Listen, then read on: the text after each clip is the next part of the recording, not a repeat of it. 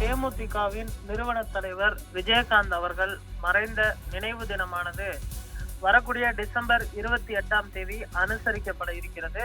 அவரது நினைவு தினத்தை முன்னிட்டு பல்வேறு முக்கிய கட்சிகளின் தலைவர்களும் அவரது நினைவிடத்தில் மரியாதை செலுத்துவார்கள் என எதிர்பார்க்கப்படுகிறது. இந்த நிலையில் இன்றைய தினம் பிரேமலதா விஜயகாந்த் அவர்கள் செய்தியாளர்களை சந்தித்து பேசும் பொழுது ஒரு முக்கிய அறிவிப்பினை வெளியிட்டிருக்கிறார்.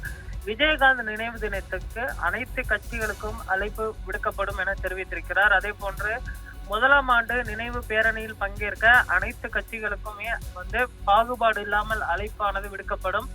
திமுக, அதிமுக, பாஜக, காங்கிரஸ், பாமக, மதிமுக உள்ளிட்ட அனைத்து கட்சிகளுக்கும் இந்த அழைப்புதலானது கொடுக்கப்படும்.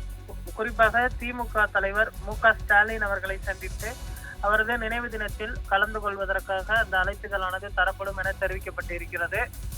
கடந்த ஆண்டு அவர் உடல்நலக் குறைவால் தனியார் மருத்துவமனையில் அனுமதிக்கப்பட்டிருந்த நிலையில் எதிர்பாராத விதமாக அவர் காலமடைந்தது குறிப்பிடத்தக்கது. முதலாம் ஆண்டு நினைவு தினம் இந்த ஆண்டு இன்னும் ஒரு வார காலத்தில் வர இருக்கக்கூடிய சூழ்நிலையில் கோயம்பேடில் அமைந்திருக்கக்கூடிய அவரது நினைவு மண்டபம் தற்பொழுது தயார் செய்யப்பட்டு வருகிறது.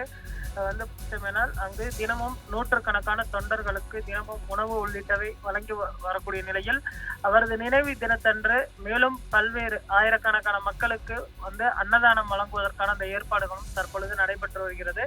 இந்த விஜயகாந்த் நினைவு தினத்தில் அனைத்து கட்சிகளும் கலந்து கொள்ள இருப்பது குறிப்பிடத்தக்கது.